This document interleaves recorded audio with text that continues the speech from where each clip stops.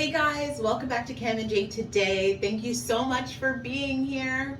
I'm so excited to have you here. This is the video for my 6th and 7th week post-op gastric bypass. I had to put these two videos together because I didn't have time to film the 6th week, so we're just going to do it in the 7th week. But things have been pretty steady and I will let you know what's going on. Before we get started, go ahead and subscribe to this channel if you are interested in this type of content with me sharing my gastric bypass journey. If you could do that, I would really appreciate it. I have a whole playlist documenting everything that's happened since I had my gastric bypass on November 1st, 2022. So a recap of what's been going on. In week 5, I have everything written here, so don't mind me. So altogether, at the 7th week, I have lost 32 pounds. On December 5th, which was my 5 weeks, I was 212.6. The following week, on my 6 weeks out, I was 209.6. And then on my 7th week, December 19th, for right now, I am 208.2. So these last 2 weeks, I have been losing less weight. From the 5th to the 6th week, I went down 3 pounds. And then from the 6th to the 7th week, I only went down 1.4 pounds. And that is because I have been exploring as I have healed more and more. So I always say that I'm going to be totally honest in these vlogs about what's actually going on, so you guys can get an idea of what will happen to you or what experience you might expect. Of course, everyone's different. But in these mainly the last week, I have been trying things little by little. So I had a little piece of red velvet cake, not once, but twice. I had a sip of wine, red wine, and not one, but a few. And the general recommendation is not to drink for the first 12 months, which I didn't plan to do. But I'll be honest with you guys, curiosity is what has led me down this road. Now, I am back on track. I'm only eating protein and salads right now. Low carb snacks, so I'm back on track. But these things have come into my life really, one time it was really, well, actually 2 times it was my fault, I'll be honest, but they've come around me for the first time since surgery, and I decided to try them just to see what will happen. As far as dumping, I did not get dumping for the wine, and I did not get dumping for the cake that I had, although I had very small portions, like super small, like that big. Really not a lot at all, so that could be likely why I didn't get dumping. What else? I had a full glass of wine. I didn't feel any effect to that. I was under the impression that I would be like tipsy really quickly after, but I didn't even feel the effects of it, so that was comforting. I don't drink a lot anyways. I happened to have a bottle of red wine that I decided to try, so there's that. I still have the whole bottle. I had the 1 glass and the bottle's just sitting there, so there's that. I feel really good about that. Overall, since surgery, I have only had 3 times where I think dumping affected me. Only one of them I actually vomited. The other times was just like me using my Fitbit and noticing my heart rate's up. I don't feel the best.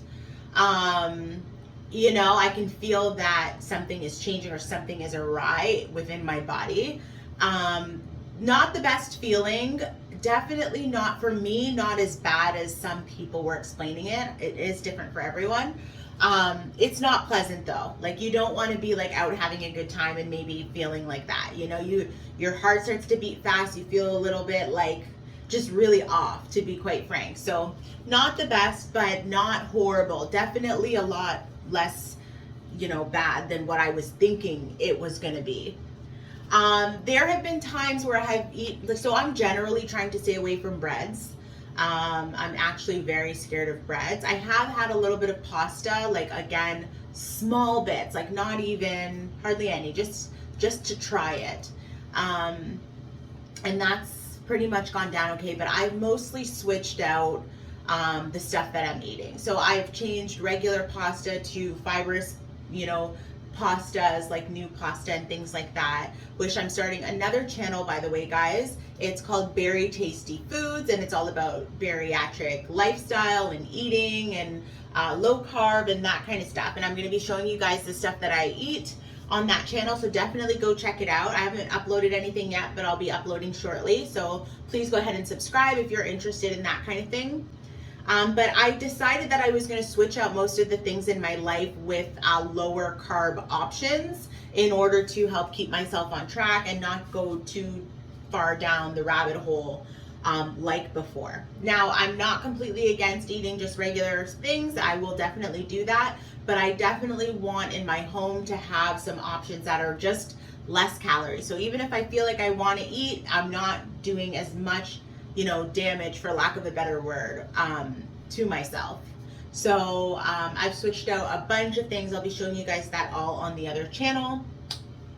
And yeah, so I was saying there are things that I have eaten that I know that my body basically is, I can feel it working on. I can feel my stomach actively trying to break it down, actively working as hard as it can to do what it needs to do to digest the food. And after that, I feel like exhausted. Like, how we talk about getting the itis once you eat food? It is the itis, but like to the point where you're passed out. Like for me, I'm basically passed out and I don't even know when I fell asleep. Like I can feel my body working really hard. I can feel that I probably want to lay down and then I'm out.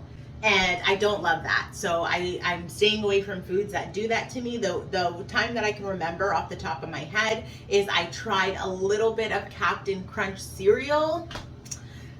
Yeah, so, and it was not a lot. Again, I'm not trying to go all the way out there. I'm just curious, but it was not a lot. It was not even a lot. A thin layer of milk and like a thin layer of cereal where it's not even piled on. It's basically just sitting atop the milk in a small saucer. And my body was like, it was, I don't even know how to explain it. It was really trying hard. I definitely haven't had it again, won't eat it again, most likely. I can't see when I would or why I would. I'd have to be like out, no food access, because that was rough. So yeah, overall, if I can say, things are going generally well. There are still times where I'll eat something and I won't vomit, but I'll feel very sick, or it won't go down well, or I'll have to fight it down kind of thing. And I'm not 100% sure what that is. I think it could be maybe that in those times I didn't weigh my food, so maybe I've had too much.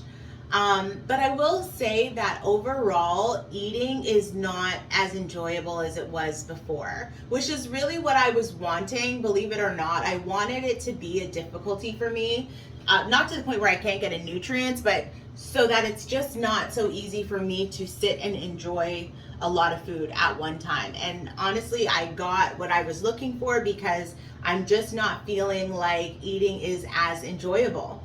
If you're gonna eat some cake or something like that, you're thinking, let me not get dumping. I don't want to get dumping.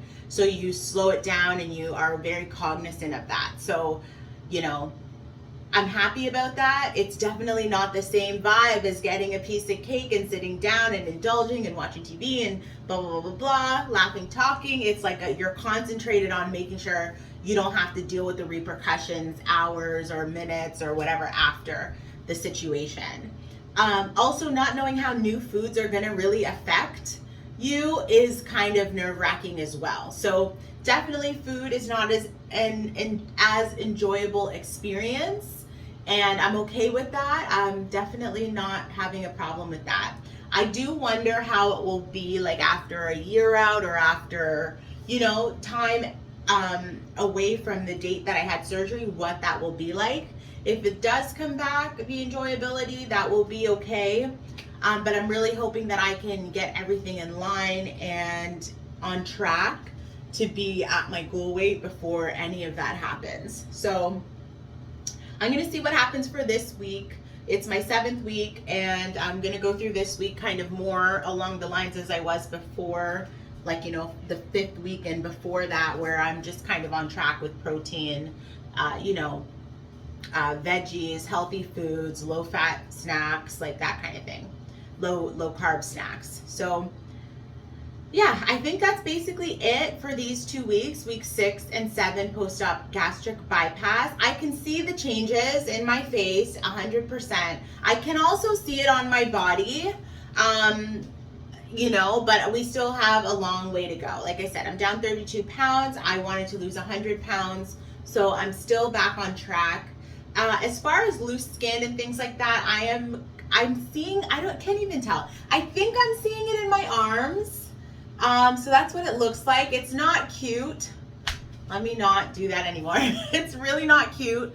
But my arms have been something that I've always covered, so I feel like I'm just going to continue to cover them until I can get some weight and tone it, or, you know, do something to tone it up, whether that is surgical or otherwise.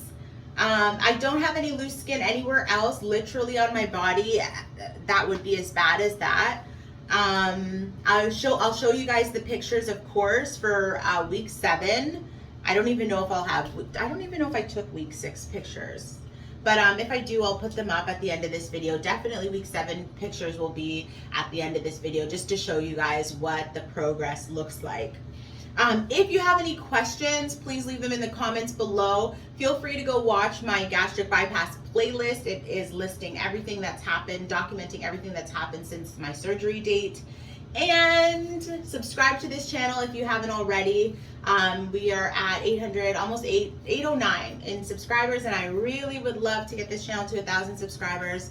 So please feel free to subscribe if you like this video. Thanks for being here. Thanks for watching, and I'll see you in the next one next week. Bye-bye.